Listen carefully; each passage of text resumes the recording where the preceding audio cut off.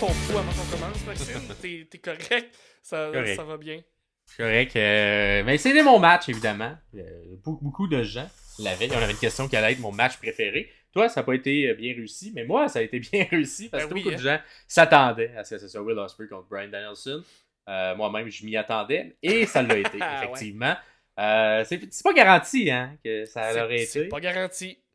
Mais force est d'admettre que Tabarouette, c'est les deux meilleurs que j'ai jamais eu. J'ose le dire, les deux meilleurs que j'ai jamais eu qui s'affrontent un contre l'autre. Et j'espère avoir une nouvelle version de ce match-là. La fin me donne un espoir. On va peut-être avoir une revanche de tout ça. Et peut-être même plus qu'une revanche de tout ça.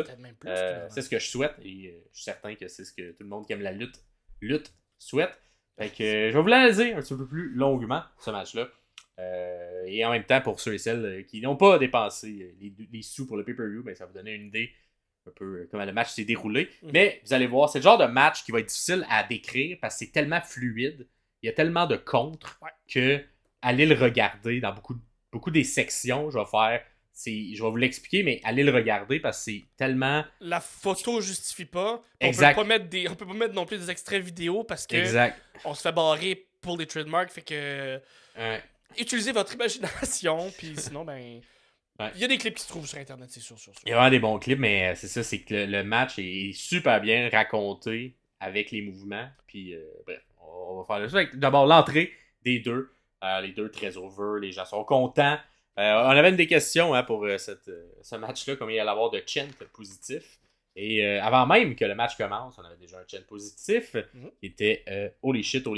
Et là, je me suis pris des notes là-dessus. Dans la première minute, on était déjà rendu à 3 chants positifs quand même de la part de la foule. Donc, on avait déjà battu le match d'Okada et Pac dans la première minute. Ouais. À partir de la 5e minute, on était rendu à 6 chants positifs. Et au total, à l'intérieur du match, on a eu 13 fois des chants positifs. Donc, pour ceux et celles qui ont répondu au questionnaire, je vous ai mis si on veut, les réponses de combien de fois on a dit holy shit. Combien de fois on a dit AEW en capotant. On a dit both these guys. On a dit This is awesome. On a dit Fight Forever. On a dit This is wrestling. On a eu... et c'est ça. Beaucoup de chants. Au total, 13. Fait que c'est ça. Ça commence un face-à-face. Les deux sont face-à-face. C'est sans la tension, sans la foule qui aime ça.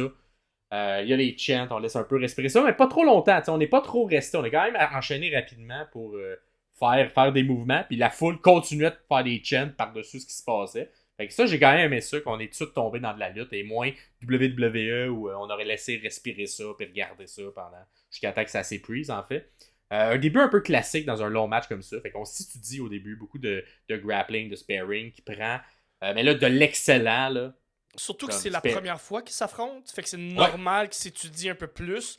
J'ai l'impression que dans ce genre de confrontation-là, si on va vers un 2-3, éventuellement, peut-être même le prochain match, ça va commencer beaucoup plus intense, beaucoup plus dans les gros moves, dans la violence. Tandis que là, oui, ça commence plus dans l'étudiation technique de l'un de l'autre et comprendre la force de son adversaire. Puis le côté technique qui est vraiment mis de l'avant avec les enchaînements, la fluidité, tout ça. Et on vend un Bryan qui est en contrôle dans cette portion de match-là. Fait qu'il y a comme une première séquence technique qui se termine. On se reprend, on se pogne les mains. Deuxième séquence technique qui termine. Fait qu'il y a un peu des échangements, des échanges entre les deux. Les mains qui sont... on garde les deux mains collées, mais on se tourne de bord. En tout cas, on fait plein de choses avec nos mains. C'était quand même impressionnant, tout ça. Et ce bout de technique-là, finalement, on se défait des mains. On enchaîne différents. On essaie de faire des coups de pied, on essaie de faire des coups de genou, mais tout est évité un par l'autre. Et vraiment rapidement, dans le sens où Ospreay te fait un kick à la Ospreay rapide. Et Bryan se baisse, ça passe, boum, par-dessus. Lui essaie d'en faire. C'était tellement contrôlé et bien fait qu'à la fin de tout ça, il n'y a pas de coup, c'est que des contres ou des évitements. Que la foule fait un standing ovation. Après cette deuxième séquence technique-là, c'était quand même très bon. Celle-là, on peut pas d'image, ça raconte pas assez bien les images, mais allez voir le début de match, il est écœurant. Puis c'est à ce moment-là que Danielson un peu commence à vendre qu'est-ce que ça va être l'histoire du match de OK, je comprends. Dans quoi je me sens comprends tout le hype qu'il y a face à Ospreay. Puis OK, il est vraiment bon. Fait qu'on avait comme un Bryan vétéran qui sortait ses vieux trucs qu'on voyait si souvent, mais que Ospreay réussissait à s'en sortir et s'en sortait vraiment bien. Il y a eu comme un peu une histoire à raconter avec les chops à travers le match. Fait que Ospreay, il essayait de revenir souvent avec des chops sur le chest de. J'ai pas remarqué ce détail-là. Ouais, il essayait souvent de revenir avec les chops sur le chest de Danielson. Et Danielson, lui, répondait avec une, mais par la suite changeait rapidement à un autre style. Fait que tombait dans le grappling, comme si on expliquait que comme la force physique d'Ospreay est supérieure à celle de Bryan. Fait que Bryan, il veut l'amener dans sa force à lui, qui est plus du grappling, puis contrôler le corps, puis l'amener plus dans des mouvements de soumission. Fait que ça aussi, c'est raconté à travers tout le match, mais c'est super intelligent comment c'est amené. Ça raconte bien l'histoire que les deux font. Justement, à un bout de chop, Ryan décide de l'amener dans le grappling. Il contrôle Ospreay pendant un petit bout dans le grappling. Puis à un moment donné, il est en headlock et il veut comme le lancer un peu à la judo pour le pitcher puis le garder en headlock à terre. Mais lorsqu'il pitch, Ospreay, il s'en défait. Et la seule manière que j'explique pour comment il s'en défait, c'est qu'il vole. Je ne peux pas monter. Il part en headlock et il atterrit sur les pieds. Fait qu'il est pogné de même dans la tête, il se fait pitcher, il atterrit ses pieds. Fait que là, moi, je fais juste dire, il vole pour se défaire de cette prise de soumission-là. Fait que seulement Ospreay qui est capable de faire partir d'un headlock puis lander sur les pieds de l'autre côté. Super impressionnant. Par la suite, Ospreay, vu qu'il essaie de reprendre le contour, fait évite un peu, amène Bryan à l'extérieur, fait un saut, son classique saut à l'extérieur pour atterrir sur Bryan Danielson.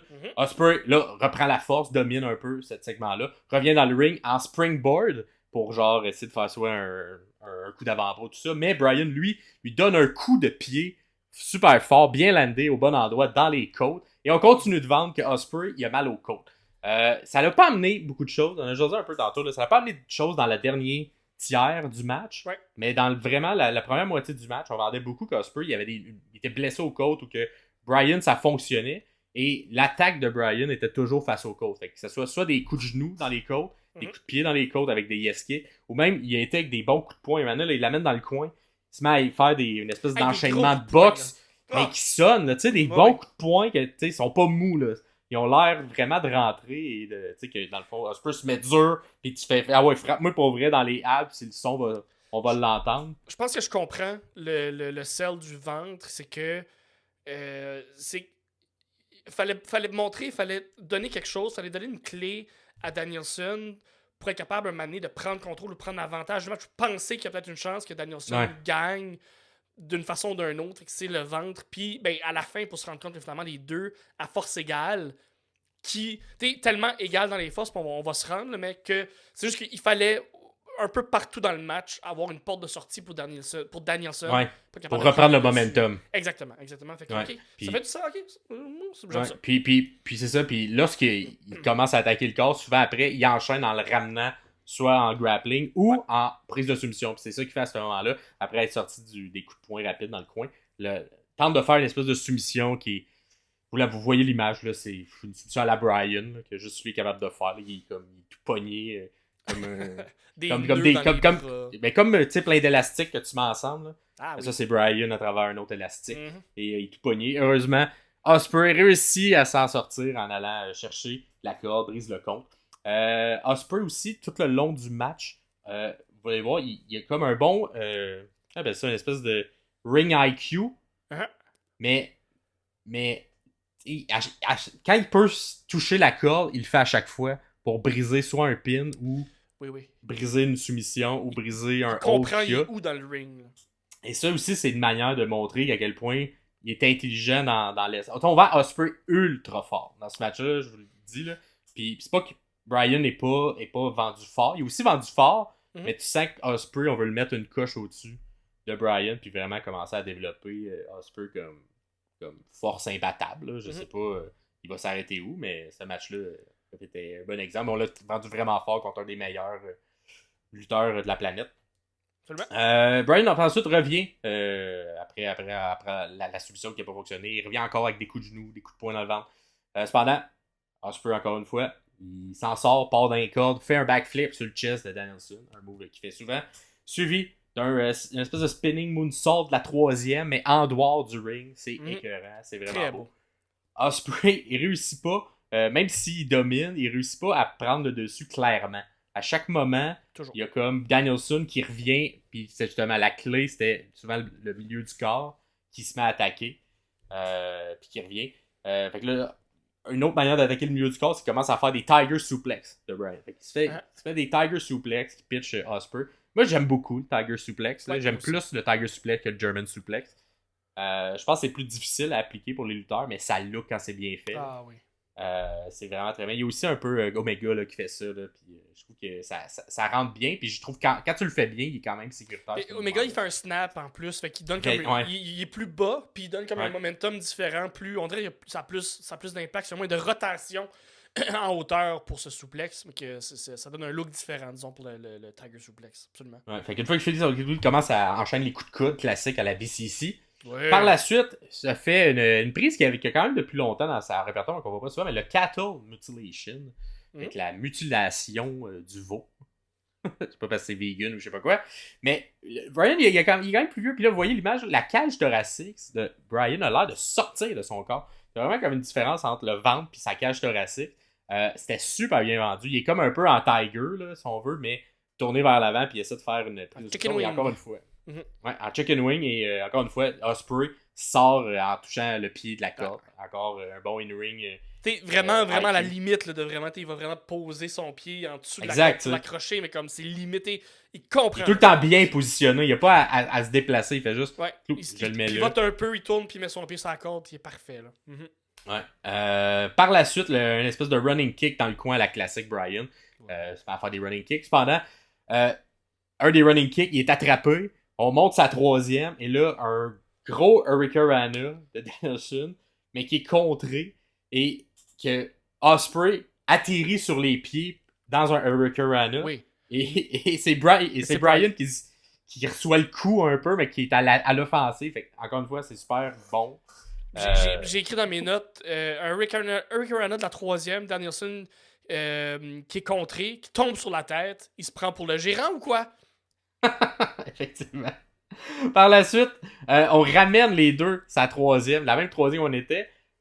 Tiger Suplex, mais là, de la troisième. De la tabarnak. Hein. C'était. Ils l'ont vraiment bien fait, là, dans le sens où t'es pas stressé à aucun moment.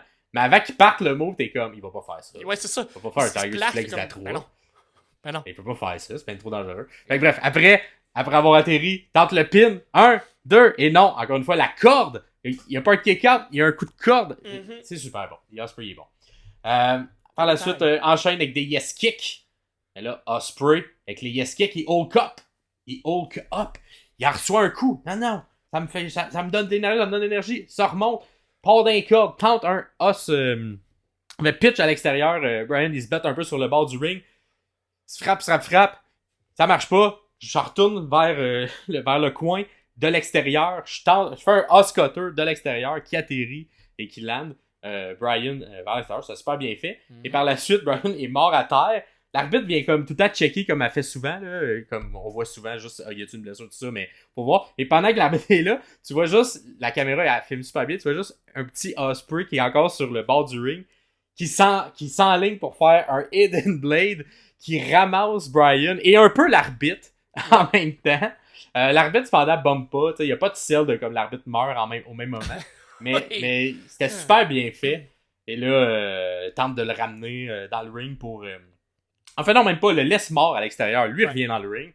Fait que là, le classique, là, un compte de 10 pour revenir. Bryan, juste à 9, il revient. Mais quand il revient, un super beau timing parce que Ospreay, au même moment que Bryan revient, part en springboard et fait un springboard dropkick sur Bryan qui vient juste de sortir de la corde. Fait qu'il se fait péter encore avec ce mouvement-là. C'était super bien fait. Après, il pogne Bryan un peu en powerbomb, part à courir, boum, en plein milieu du ring, fait le powerbomb, tente le compte. 1, 2, et non. Ça aurait pu être une fin possible si on n'était pas à All Elite Wrestling.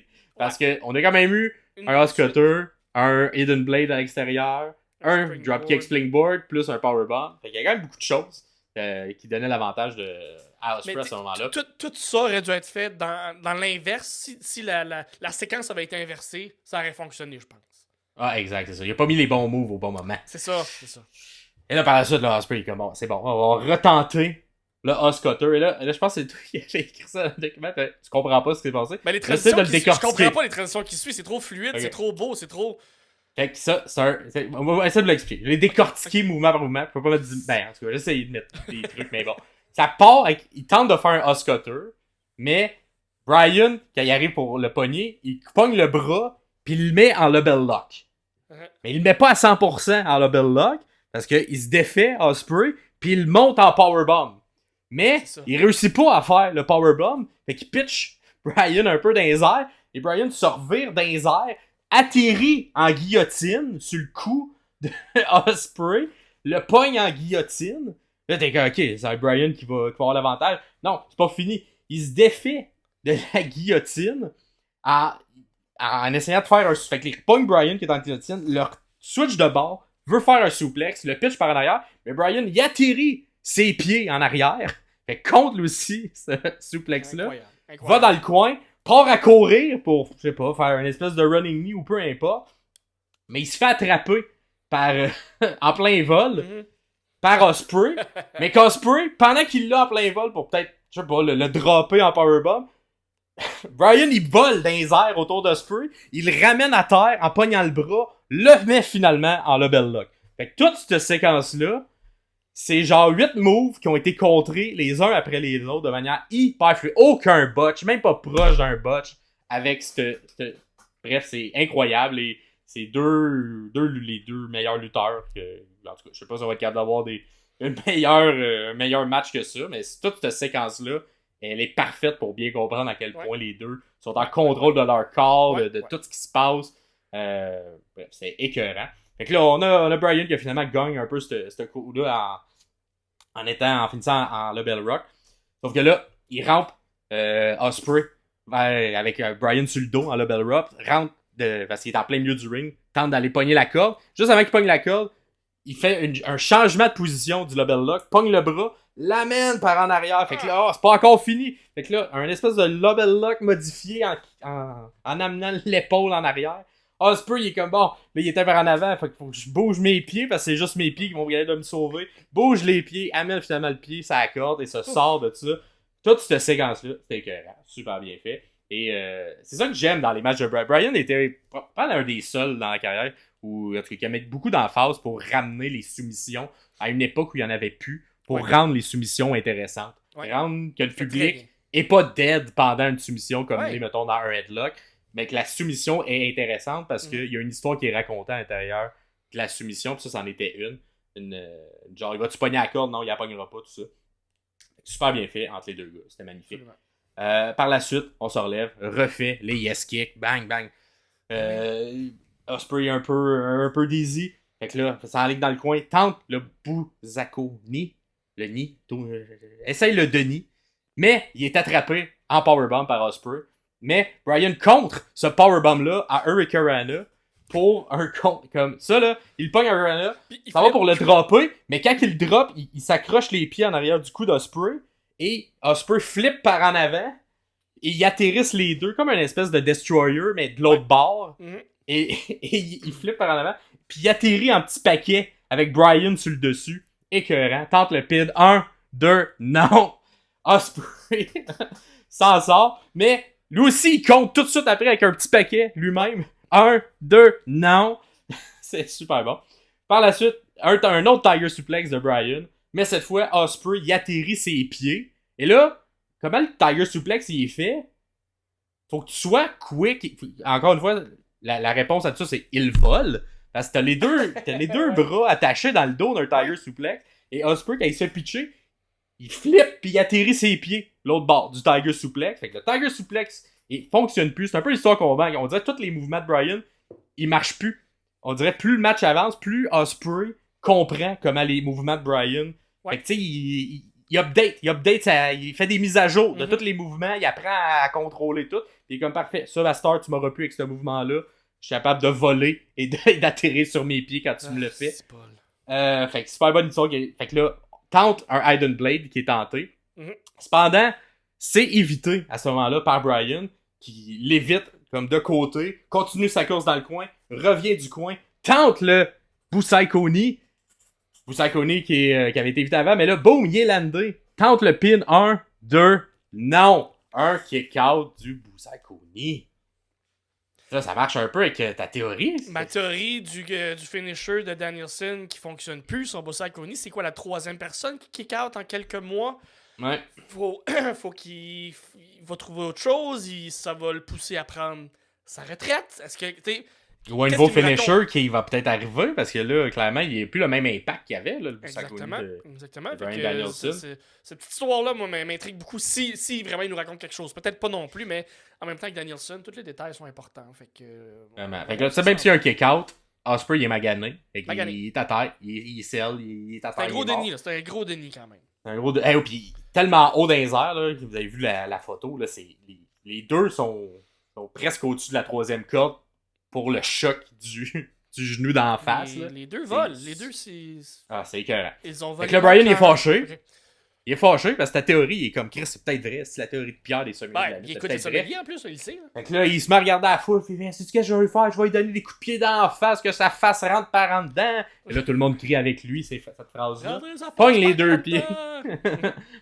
les deux pieds, les deux mains d'Ospreay. Se met à faire ses classiques coups de pied dans la face. Les meilleurs coups de pied dans la face de la business. Ils sont tellement beaux, ces coups de pied-là. Moi, je comprends pas comment il fait pour pas blesser le monde en les faisant.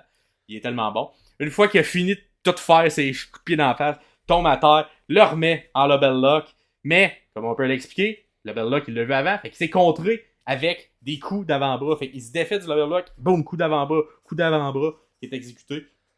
Ospreay, cependant, Bryan contre ces coups d'avant-bras-là avec un nouveau mouvement qui nous sort, un Triangle Hold. Fait que l'espèce de mouvement qu'Undertaker avait en fin de carrière, il nous le fait. Fait que là, Ospreay, il est un peu pris dans le Triangle Hold à un bras. Tu sais, t'as comme un bras qui est pogné de même, puis tu te fais étrangler par le cou en même temps. Sauf que là, il se relève avec un bras. Il pogne Bryan à un bras. Il le lève dans les airs. Bryan, il est comme, ben là, faut que je l'oute. Il le met dans les airs. Il le met en style clash à un bras. Il tient Bryan à un bras.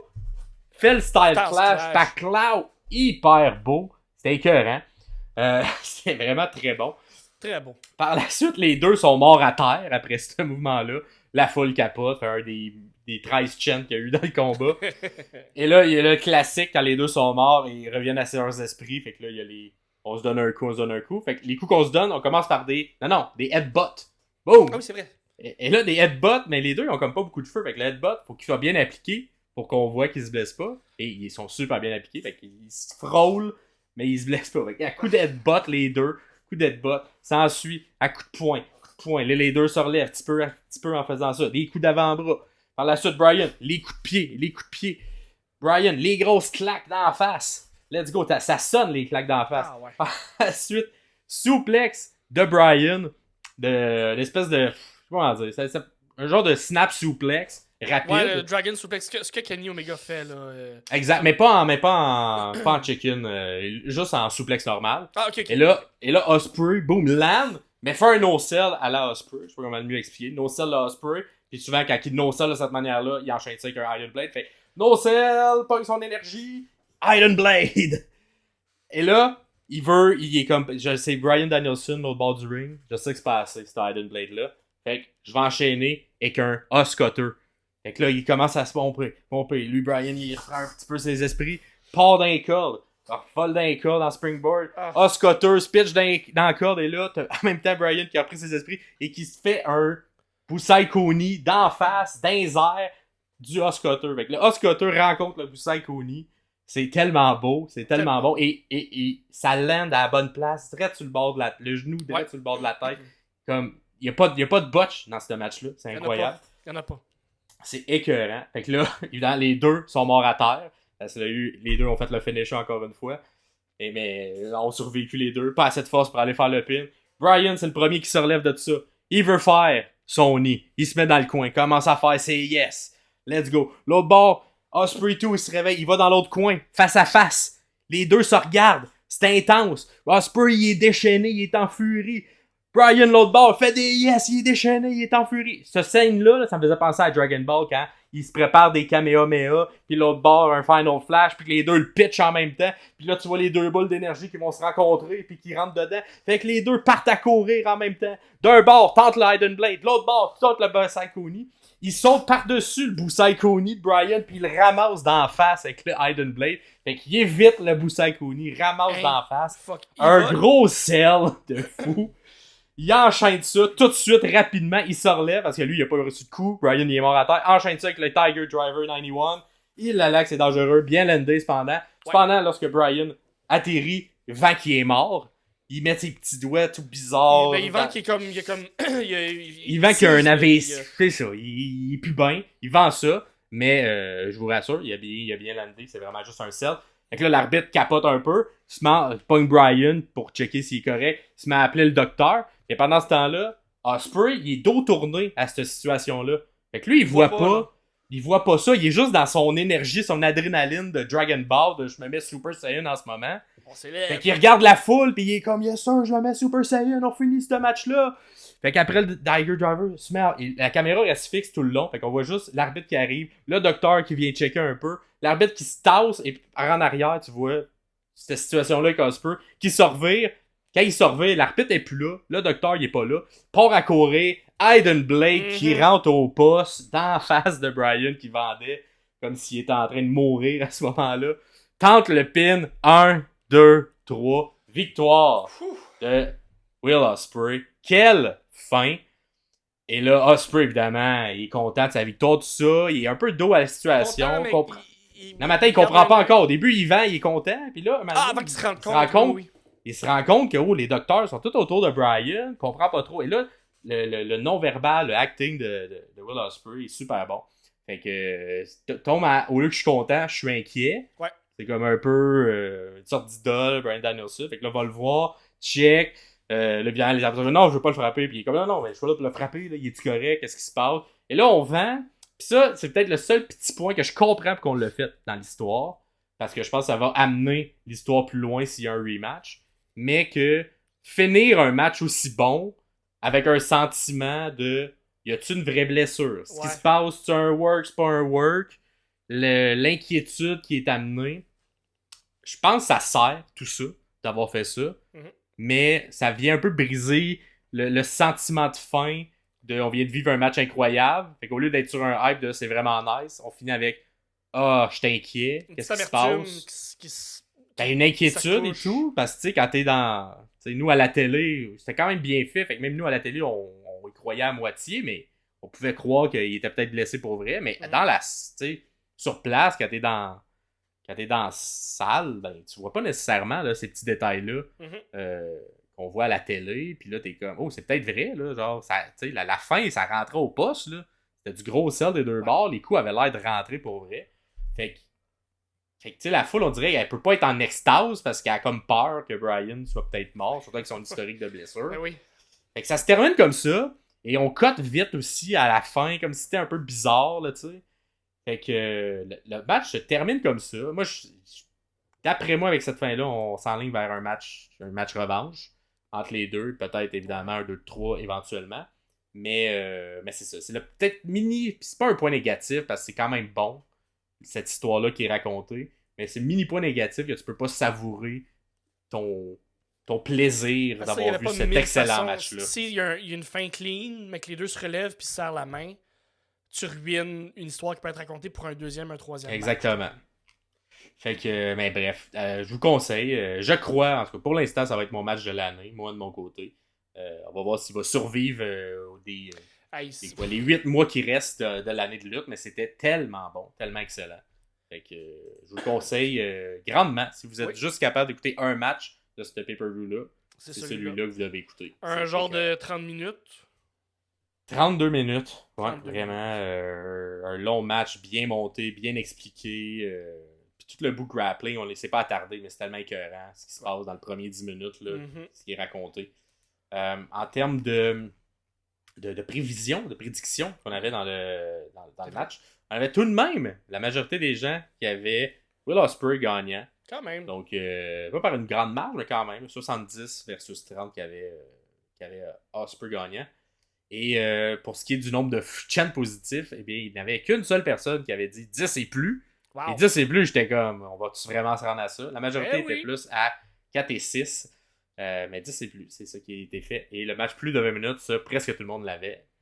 Donc 87% des gens avaient plus de 20 minutes. Et je pense que c'est ça. Tu peux pas te permettre de donner 6 minutes, mettons, à un match Ospreay-Danielson. Les gens, ils capoteraient, comme quand Bryan a perdu sa ceinture à WrestleMania en 13 secondes. Mais, somme toute, avec le recul, ça a été la bonne chose à faire. Absolument. Ça a quand même bien raconté l'histoire, puis ça a permis à Bryan de devenir vraiment heureux.